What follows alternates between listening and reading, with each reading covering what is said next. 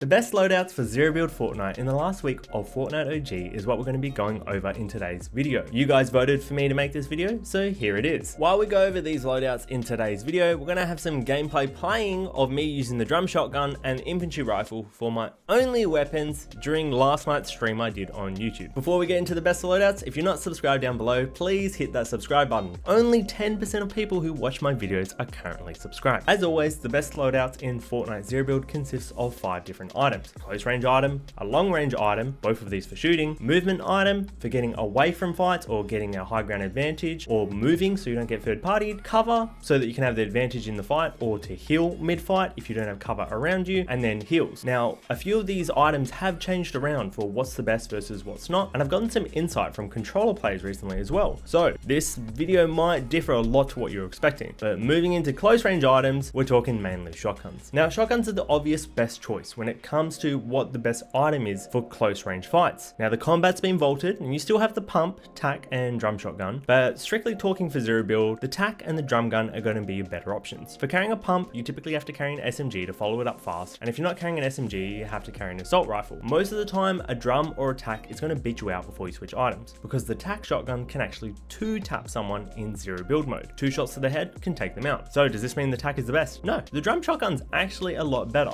Yes, you can get the drum shotgun in rare and legendary variants this season, as confirmed by leakers on Twitter. I haven't run into it myself, but testing out these guns in creative, the drum shotgun can deal more damage at the same range compared to the tac damage. Not only that, it having a faster fire rate as well, more bullets in a single clip, means that this gun is better in most circumstances. When it comes to the epic and legendary version of the tac, they can be better than the drum shotgun, but only within that 10 meter or closer range. When you hit shotguns in that super close range of the tac shotgun is better than the drum. But for the most part, for most ranges, most fights and circumstances, the drum shotgun is not only the most forgiving, meaning if you miss a shot, it doesn't mean you're necessarily going to lose the fight, and on top of that as well, the best for fighting multiple people. So if you get third partied, you're not going to have to fully reload the gun. The worst part, however, about the drum shotgun is its reload time. It has the slowest reload time out of all of the shotguns currently in Fortnite, because you have to reload all 12 bullets at once. You can't reload one at a time. So when it comes into high rarity drums versus high rarity tacs,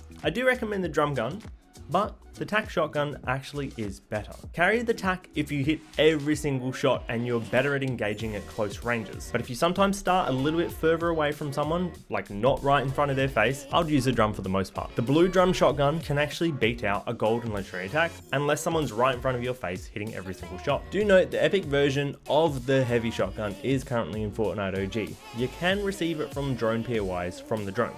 However, this shotgun is not better than any of the other shotguns that are currently in Fortnite, because this is the old school version of this gun, not the one that deals high damage from far ranges. So I wouldn't really bother picking this up over the other shotguns, unless you have common or uncommon versions of the other shotguns and no other choices. Now, some people have been telling me SMGs are the wave at the moment on controller, and yes, if you play controller, SMGs can win fights for you quite easily, but you have to hit a lot of your shots and you have to be very close, so do stay mindful of this. P90 is always going to be your best bet. The tactical SMG is also very good, and the submachine gun is very, very good, but only at the super close ranges, if you're right in front of someone's face. If you're a little bit further away, the other SMGs are a lot better. Moving into our long range items, we now have the infantry rifle in Fortnite. Now, previously I've been talking about how the AK is best because of how it's easier to control and hit shots, it can deal bigger headshots, and the infantry does all of this stuff even better. The worst thing about the infantry rifle is it only has 8 bullets in the clip, so you're gonna have to be reloading this gun a lot. But if you do hit your shots, you can take someone out in 4 bullets or 5 bullets, depending on how much health they have and depending what range or whether you hit headshots. This gun can absolutely rip people to shreds. Just be mindful that you always want to use this gun with a tac shotgun or a drum shotgun. If you're carrying this gun with a pump and no SMG, you're going to lose a lot of fights. So the infantry rifle in first place, followed by the AK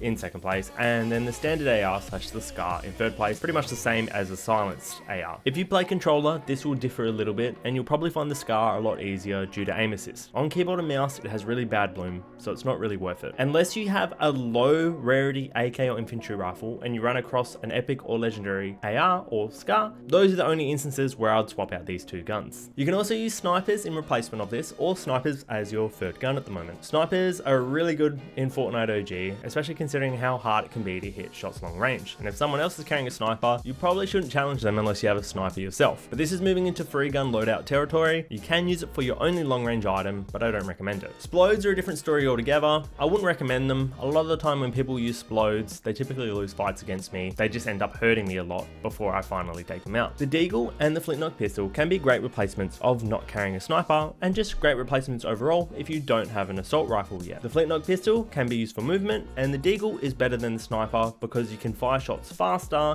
and you're not aiming down a scope. So if you're carrying no assault rifle and you want a heavy hitter, this is a great option. The standard pistol is alright off spawn, but it's not really a contender when it comes to the assault rifles, and the dualies are really good heavy hitters, but when it comes into long range, these really fall off. So I wouldn't recommend carrying these unless you don't have an assault rifle yet, and as soon as it gets into mid game, you probably don't want either of these pistols. Moving into movement items, I've made a whole video about this separately in the past. Shockwaves are the best movement item to carry because there's no cooldown for them, and you move faster, and there's no way to take fall damage. I say the grappler gloves are second best just for the speed that you can use them, but the other grappler is very good too. Now, if you don't know a few tips about using the actual grappler, I've got other videos that give tips to these items. I talk about the best movement items in more detail, and will be linked at the end of this video as well as in the cards, but also I've got a separate zero build tip video where I talk about other little bits about the grappler, so you might want to check that out, but there is a lot of other tips in there. That's not the main focus of that video. For cover, you typically want to carry bunkers, but they can be rare to come across, so do take note of this. If you want to carry free guns in Fortnite OG, you can. Just know that you can't carry bunkers and cover. You always want to carry heals, because if you don't carry heals and you get shot at, you're going to probably lose the fight. So you might have noticed something I just said then. You can carry bunkers or movement items. You don't have to carry both of them. Having one or the other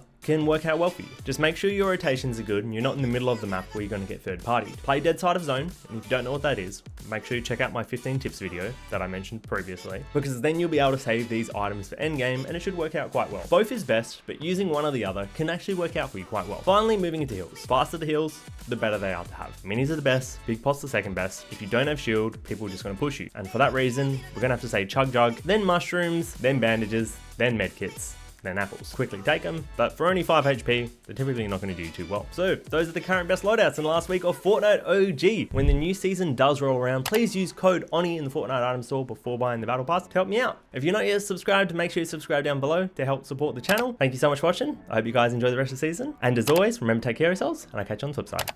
Goodbye.